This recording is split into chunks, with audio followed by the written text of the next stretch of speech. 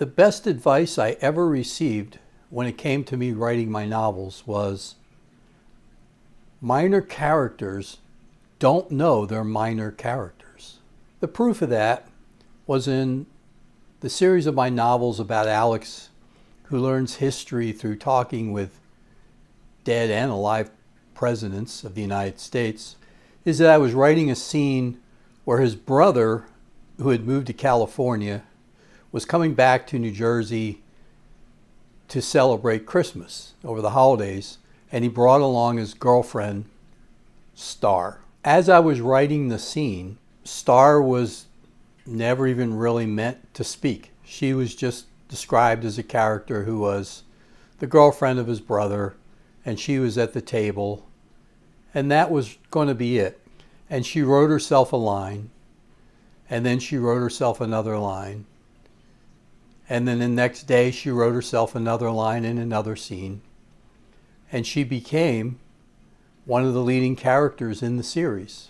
Minor characters don't know they're minor. What does that have to do with photography, Mike? Well, I'm going to tell you.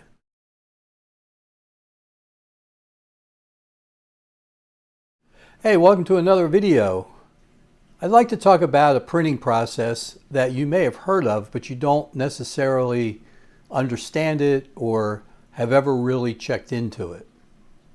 Not a lot of people do it. Not a lot of people know how to print it. And in the old days, it was a whole lot more difficult than what it is today. And that is platinum printing. And I know I've mentioned my buddy Tom many times. He was really heavy into platinum printing, and he's the one who taught me how to do it. Platinum is a contact print, meaning the size of your negative is going to be the size of your final print. And you coat your paper, and you put the negative on top of that paper, and then a light source exposes the negative onto the paper.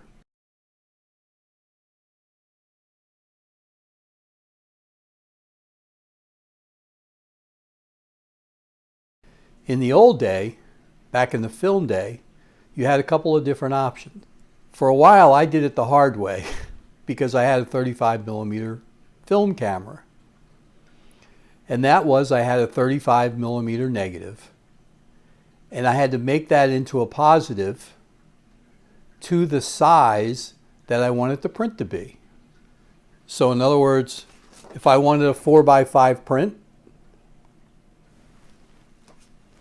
that would be the size of my negative. But you can't go from a negative to a negative.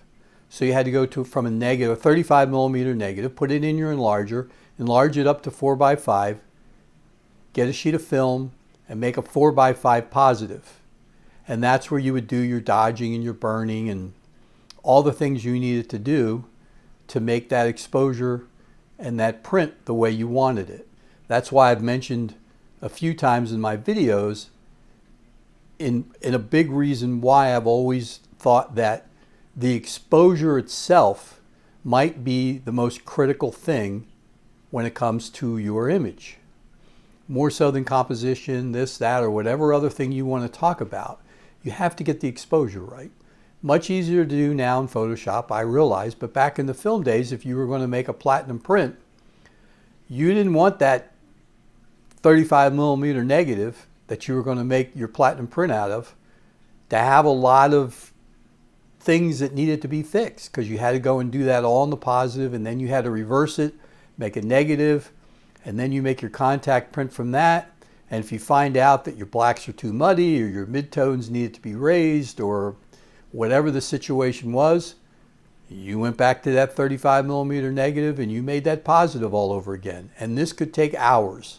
When I talk about the technical side of photography, that's one of the things that I'm talking about, in that it really taught me to be critical as to where things fell inside that zone system. If you know about the zone system, your whites being at one end, your blacks being at the other.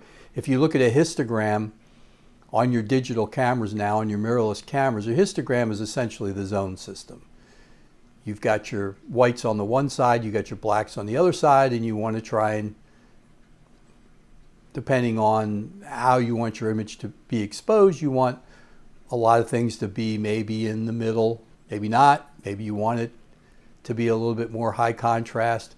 That's up to you. But when you look at that histogram, that's essentially the zone system. Anyway, back to platinum printing. I can't say I mastered it. I learned how to do it. And when it came time to really start to get better at it, I then migrated over to a 4x5 camera, a view camera, because then I had a 4x5 negative, easier to make a print from. And then what happens is your kids start getting old enough to play soccer and baseball, and your daughters start ballet school and all those kind of things, and you don't have time to spend a Saturday in the darkroom making a negative. Kind of went away. I can't blame it all on that, but that was part of it. It's a way of processing that's unique. It's different from just a straight black and white print. It has tonality to it that you don't necessarily find in a black and white print or a color print. It's not something that I'm sitting here saying, oh, that's for everybody. Everybody needs to learn how to do platinum and everybody needs a platinum print. No. And not every image can lend itself to be a platinum print. So you have to find the right image. And platinum, even today, digitally, is quite expensive. A 25 milliliter bottle of platinum, I just looked on Bostic and Sullivan last night before I was going to make this video. It's on sale for, I think it was like $150 some. And you need platinum as well. And that was on sale for like $170 some. And they're normally around $200 some for 25 milliliters. Not a lot. And you also need two other chemicals. Don't ask me the name of it. I only know A, B, C, D. That's how I remember them. A and B are your chemicals that you mix with your C, which is your platinum, and your D, which is your palladium. Typically, that's how it works out. And inside that A, B, C, D, depending on how you want your print to end up looking, you might mix the A, B, C, D a little bit different. In other words, you might have a little bit more platinum than palladium, or you might have a little bit more palladium. Palladium is going to bring out the darks a little bit more. Your blacks, it's going to darken those blacks a little bit more. The platinum is going to make it a little bit more of a red tone, slight red tone, more of a brownish tone maybe. Again, you can then mix your A and your B slightly different if you want a little bit more contrast in your print, if you want it softened a little bit. But it all comes down to, depending on the size of your image, if you want a 4x5 print of Eric Clapton, there's a certain amount of drops that you add into your little shot glass, and you mix them around, and you spread it across your paper, and then you paint it down, you let it dry, and then again you decide you want to single coat it, you want to double coat it, which is going to add more money to it because you're putting double the platinum and double the palladium onto your print. The A and the B mixtures, they don't really cost that much. They're maybe $12, $15 each. But it still adds up. I mean, you're looking at over $200 to get yourself just those chemicals to start out. And then you need a really nice paintbrush, a nice brush. You need the paper. And if you were going, you can still do it the film way these days. A lot of people probably still do it that way. But if you're going to do it on a computer now, what you have to do is you take your image, you have a digital image, you put it into Photoshop, you make all your adjustments right there in Photoshop, and then you print it onto, I use Pictorico film. It's a transparency film designed for inkjet printers, and that's how you get your negative. So on your computer, you're looking at a positive, right? I mean, you're looking at what you want the image to look like. You make all your corrections, and then you convert it into a negative. You also need what's called a platinum curve that you have to put on top of it that'll give it that platinum look that you want, which some of you might think of it as a preset. Sort of is, but you can make adjustments to that curve. And there are ways of learning how to make that curve, or I believe Bostic and Sullivan, which is where I get my chemicals from, I believe they have some videos on their website, or they did, that will give you the basic understanding of how to do it. There's also plenty of videos on YouTube. There's a fellow by the name of Bill Schwab, SCHWAB. He has a channel on YouTube called Northlight Photographic Workshops. And I imagine he does in-person workshops as well. My buddy Tom used to do in-person workshops, and I would assist him from time to time. That was one of the reasons why he taught me how to do platinum, was so that I'd go into the darkroom and really help these people when it came time to doing it. And Tom would sit upstairs and he'd say, all right, what do you got? And then they'd go upstairs and show him, and he'd do the critique. Back downstairs to the darkroom, and then Mike's got to help them redo their positives and their negatives. But hey, I learned how to do it that way. There's also a fellow by the name of Hidden Light, Matt Beatty, who I've watched on YouTube. He seems to be, I've never used him. And again, I have no affiliation with him or anything like that. But from what I've seen from his work, because I have seen some of his work in person, it's excellent. He's an excellent printer. And Bill Schwab might be as well. I just don't know. I've never seen his work in person, but I would assume he is. But Matt with Hidden Light does excellent work, and there are a lot of people that recommend him. Now, as I'm filming this, he's actually moving from where he was out west to, I believe, somewhere in the Midwest. So I don't know if he's back up for operation yet or what he's doing. I know he was still intending to make platinum prints along with some other processes that he does.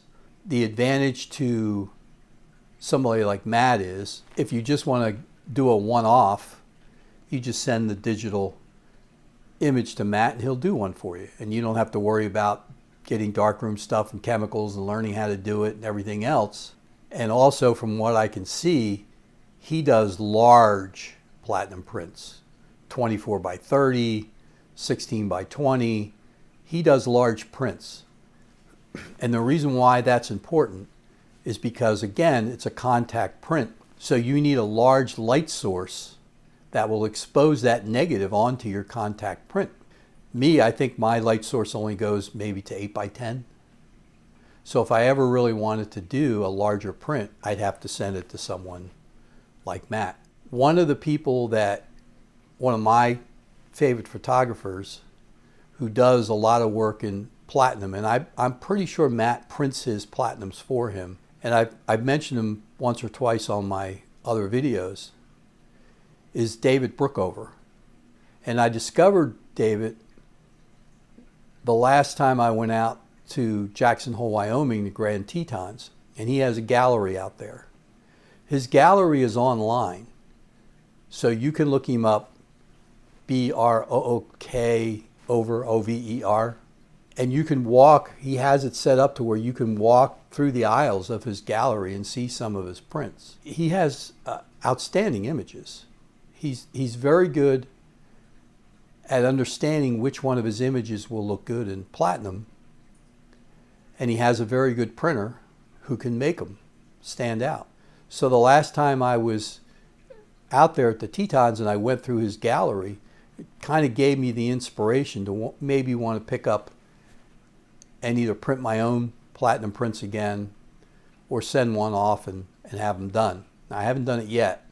I'm inching closer and closer to looking for an image that I think will look good in platinum and printing one. I thought maybe I was going to get one in Iceland.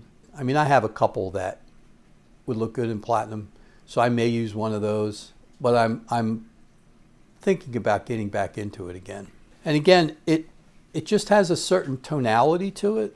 I don't know how well you can see these as examples, But this is one from my buddy Tom. This is one of his. It's pumpkins inside of a cart. And it's one of my favorite ones of his now. So I would recommend, if you have any interest in it at all, I would recommend going to David's website. I have his book, which I've mentioned before. That's one of his platinum. That's of the Snake River and the Tetons. This book, The Road, it's out of print. If you ever find it on eBay or wherever, pick it up. Just buy it. I don't know how many copies there were. I bought it at the gallery. I have a signed copy of it. I don't have the cover, and the front was a little scratched up. And the day I was there at the gallery, they only had 2 copies of this left. And they were both kind of dinged up. And David wasn't in the studio the day I was there. He had one of his friends working the studio that day. And he was hesitant to sell me the book because he said it's a little dinged up and it doesn't have the cover. And I just love the book so much. I said, I don't care. I'll pay full price for it. I just want the book. And so he, after about half an hour of me saying, I really want the book, I'd walk around the gallery and say, I don't care if it's dinged up. It is for sale, right? I really want the book. And the guy kept saying, but I'd feel bad to charge you full price. And it was only like $75. And I said, I don't care. I'll buy it. I want the book. So finally he said, oh, okay, if you really want it that bad, I want it that bad. So I love that book. And it was, a lot of it had to do with the fact while walking around his gallery and looking at those platinum prints, I just fell in love again with platinum printing because he has some amazing platinum prints. There's another fellow online, a YouTube channel, Paul Reed, who does mostly street photography. He does mostly black and white. He's a big Leica guy. He was a big Leica Q2 user, and now I think he switched to the M, maybe the M10 and 11, but he's moved on to a different camera. However, he's now going to do a gallery showing. I don't know whether it's in London. He's over in England somewheres. I can't remember whether it was in London or where it was, but he's going to do a gallery showing of all platinum prints, and he's working on it right now. So I don't know if platinum is making a comeback, but it's a very rare process that you just don't see a lot. So if you have a print, if you have an image that you think, you know, I really want something different, I want something a little special, look into platinum printing. Look into, even if you don't want to do it yourself, send it off to a lab and have it done. There aren't that many labs that really know how to do it. And I would hope that the few labs that do it well. Like I said, I know Matt Beattie, just from seeing his work, will do it well. Or if you really want to venture off into it and try it yourself, just be aware, it's an expensive process. It's not for everyone, but it's something different because minor characters don't know they're minor characters. You might have a star that you want to hang on the wall. So thanks for watching. Hope to see you next time. A lot of times I forget to ask, please like and subscribe. If you got anything out of this, please do. I sure would appreciate it. And until the next time I can think about something to ramble on about, take good care. Bye for now.